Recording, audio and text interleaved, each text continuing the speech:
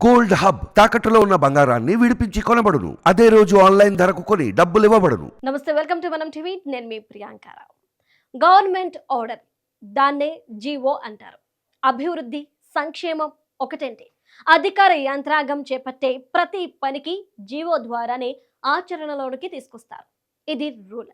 అలాంటి ఓ జీవో 25 మంది దివ్యాంగ విద్యార్థుల ఉజ్వల భవిష్యత్తుకు మార్గంగా మారింది.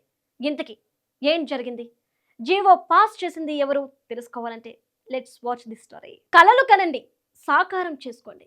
ఈ మాటలు అందరి మదిలో నిలిచిన అమూల్యమైన పదాలు. దివంగత రాష్ట్రపతి సైంటిస్ట్ అబ్దుల్ కలాం విద్యార్థులను ఉద్దేశించి ఈ మాటలను అన్నారు.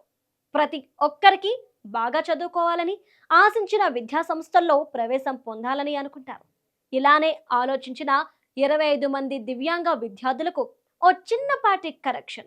ప్రభుత్వం జీవోతో ముడిపడింది. ఏం చేయాలో అర్థం కాని పరిస్థితిలో ఏపీ మంత్రి నారా లోకేష్ కు మెసేజ్ చేశారు. ఇంకేముంది, పేరొందిన ఐఐటి, ఎన్ఐటి, ట్రిపుల్ ఐటీల్లో ప్రవేశం పొందారు. ఏపీ ఇంటర్మీడియట్ బోర్డు నిబంధనల ప్రకారం దివ్యాంగులకు లాంగ్వేజ్ సబ్జెక్టులు రెండిటిలో ఒకదానికి మినహాయింపు ఉంది. మినహాయింపు పొందిన లాంగ్వేజ్ సబ్జెక్ట్తో కలిపి మార్కుల మెమేలో 5 సబ్జెక్టులకు సంబంధించిన మార్కులుంటాయి. మినహాయింపు పొందిన సబ్జెక్టుకు సంబంధించి సర్టిఫికేట్లో ఈ అని వ్రాస్తారు. కానీ ఐఐటి, ఎన్ఐటి విద్యా సంస్థల్లో సెకండ్ లాంగ్వేజ్ సబ్జెక్టుకు సంబంధించిన సర్టిఫికేట్లలో ఈ స్థానంలో నిర్దిష్ట కనీస మార్కులు ఉంటేనే కళాశాలలో ప్రవేశానికి అవకాశం కల్పిస్తారు. దాంతో చాలా మంది దివ్యాంగులకు పేరొందిన విద్యా సంస్థల్లో ప్రవేశం కోల్పోయే పరిస్థితి ఏర్పడింది. పృథ్వీ సత్యదేవ్ అనే దివ్యాంగ విద్యార్థి తాజాగా ఏపీ విద్యాశాఖ ఇచ్చిన సర్టిఫికేట్ ను తీసుకుని మద్రాస్ ఐఐటిలో ప్రవేశం కోసం ఆన్లైన్ లో అప్లోడ్ చేశారు. కాలంలో ఈ అని వ్రాసి ఉండడంతో అభ్యంతరం వ్యక్తం చేశారు.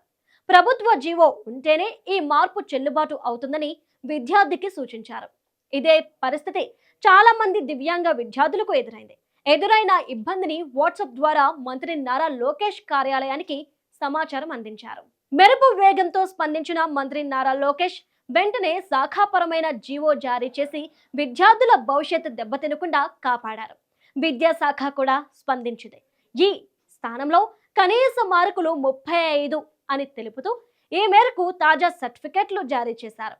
దీంతో ఐఐటీలు, ఎన్ఐటీలు, ట్రిపుల్ ఐటీల్లో ప్రవేశం పొందిన ఆ దివ్యాంగ విద్యార్థుల ఆనందం అంతా ఇంతా కాదు. దేశం నలుమూలల్లోని విద్యా సంస్థల్లో వారికి ప్రవేశం లభించింది. మద్రాస్ ఐఐటిలో 2, తిరుపతి ఐఐటిలో 3, ఇలా మొత్తం 25 మంది దివ్యాంగ విద్యార్థులు ఉజ్వల భవిష్యత్తుకు జీవో వెలువడడం శుభపరిణామం.